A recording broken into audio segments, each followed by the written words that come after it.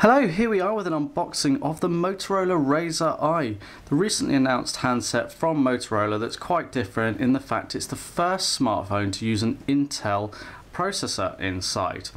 So, sort of familiar Motorola packaging here. On the back we've got a rundown of a few of the specs. So it's got a 2 GHz Intel Atom processor, a 4.3 inch edge-to-edge display, and we'll come back to that in a moment.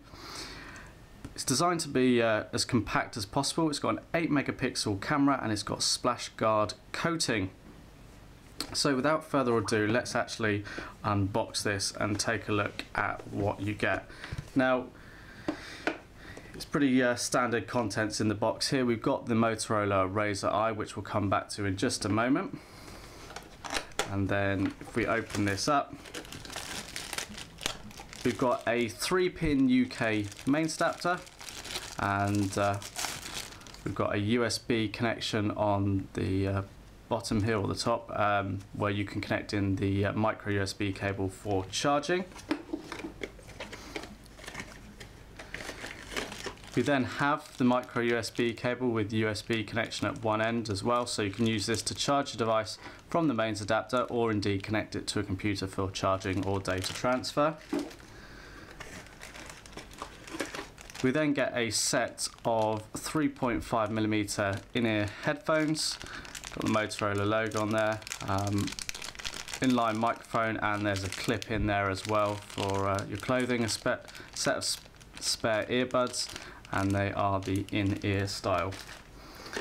And then finally, what we get in here is a little tool to assist you with inserting your SIM card and locking it in place by the looks of it. Interesting little contraption there. I think it's all to do with the fact that SIM cards are getting smaller and more fiddly to install, so they've provided this little tool. So that is the box content. Okay, so let's take a look at the device then. On the front we do have the 4.3 inch AMOLED display with QHD resolution and Gorilla Glass, as we've come to expect on Motorola RAZR products. You can see that there is virtually no edge to this device, and that's why they're calling this, or marketing it, as an edge-to-edge display. It's running Android version 4, and it's one of the cleanest versions of Android we've seen. Whilst there's Motorola branding and customization, it is quite a clean interface, and we'll come and look at that in a bit more detail in a moment. But let's look at some of the other features on here. So we've got the front-facing video camera, we've got the Motorola logo up here at the top, and sensors under here. Here is where we've got the touch-sensitive navigation buttons. We've got what looks to be a microphone down here. On the bottom of the device, it's completely flush. On the side, we've got the camera button, we've got the volume controls and the power button, and we've also got some screws to sort of give it that rugged, hard look. On the top, we've got the 3.5mm audio jack for connecting your headphones to. Coming around to the other side, we continue with this sort of screws on the side. We've then got a cover, and under this cover is where we've got the micro SD card slot and the micro SIM slot. So you can pop that in and you can cover it up nicely with the cover.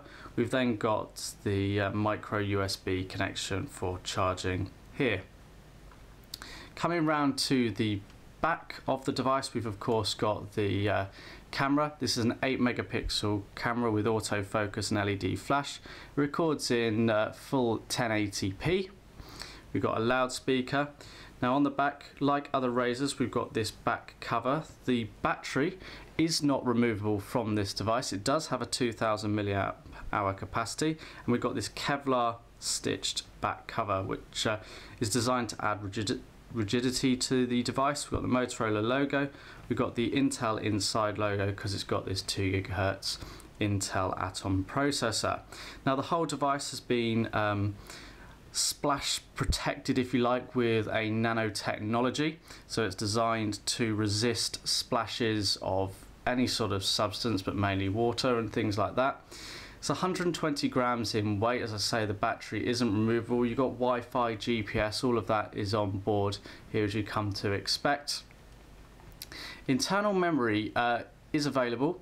You've got 8 gig of which approximately 5 is user accessible, so it's likely that most users are going to want to make full use of the micro SD slot that we have under this cover. So if I'm just going to bring in a Samsung Galaxy S2 here, well, this had a 4.3 inch screen, and what I want to really demonstrate is the fact, whilst the S2 has been massively popular, where Motorola are really selling their device here is the edge-to-edge screen, and you can see, albeit fairly minimal, there's a good few millimeters difference between the RAZR I and the S2.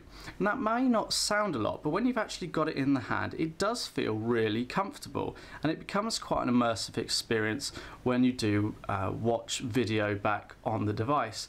Now, people always say that these are the best handsets since the last one, and it can be tricky to differentiate them all and find faults with them, but you've got to say to Motorola, the screen on this is pretty good. There is still a bezel, you're never going to get away from this, but they have reduced it significantly, and I'd be inclined to say there is some scope in the future to get rid of more of that bezel as time goes on and using different materials. This does feel very rigid in hand.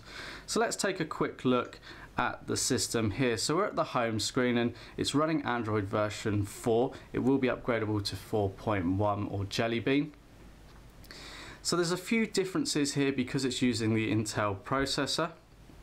Whilst you've got all your usual Google applications, you've still got some of the Motorola customization on here, but it's quite a clean install. Now, one of the nice tricks we like on here, usually you have a whole number of home screens already sort of set up for you, but you don't have that here on the Motorola. You flick across once and then you've got options to manage your pages or start with a template or add a blank page, which is nice. You haven't got all of those screens from day one. And then if you flick the other way, you've got this quick access to some of the main settings, which is really nice to see. I think it's an innovative way of laying this out. If you go to things like the Samsung Galaxy S3, you scroll down from the notification bar at the top and you've got a lot of the settings, which works. But this is quite a nice alternative way of doing things. So let's go and take a look at some of the applications on here. So a fairly standard Android interface here. You've got your apps that you can scroll through, and then you can scroll across to widgets for your home screen. I don't really need to go through and explain all of that for you. You've got your options to add favorites here, which is always a nice sort of addition. You've got a quick access straight through to the Play Store. Now we haven't linked up a Google account. You've got your camera on here. Whilst you've got a shortcut on the desktop, you've also got this button here that you can use as well. And you've got all your familiar sort of settings and your ability to flick between video and still images. You can flick to the front-facing camera as well if you choose. You've got your zoom, and then you've got settings in terms of effects that you can have and different shooting modes, whether you have the video light on or off, and then further settings including the resolution, so you can see that's up at 1080p on the video camera here. If we flip back to the camera, got the settings and currently set at 8 megapixels there for widescreen images, or you can flick through and change the settings. Geotag, of course, as you'd come to expect. And then you can press the button like so, or you can just press on screen to take them as well. Slight lag there on that shutter button, nothing too major. If we just go and take a look into these settings and show you some of the language options that are available on this device.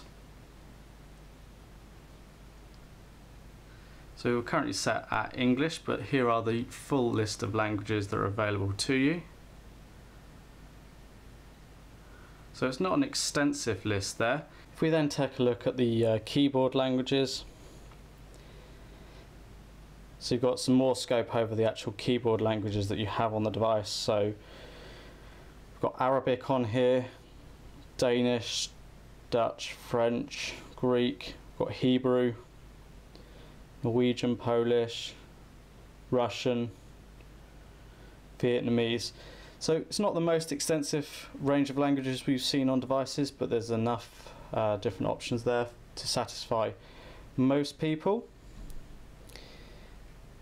Let's take a look at storage on this device. So whilst it's got 8 gig internal storage, you can see that about 5 gig is available to you, and of course you've got the micro SD slot on here. So we can connect very easily to networks and things straight from this quick settings here. So just going to connect. So let's go to the web browser and let's put the Clove website in. Now it's gone through to our mobile site. Let's go through to full desktop mode.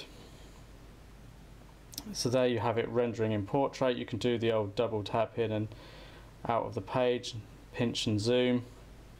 You can of course rotate it as well. Click into a product and all the text will render on screen to give you the best option for when you're reading. So there you go.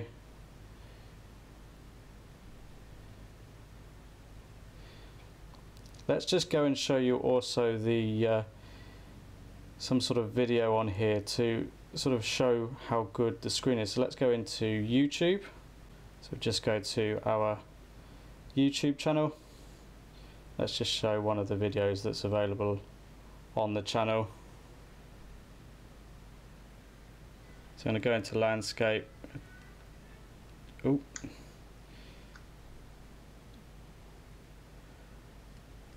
Turn the volume up for you.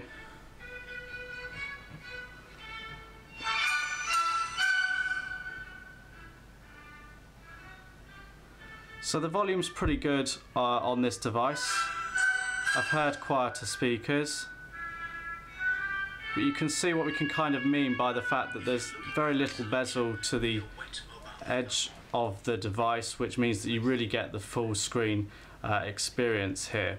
So that's just a quick unboxing and hands-on with the Motorola RAZR, available from clove.co.uk.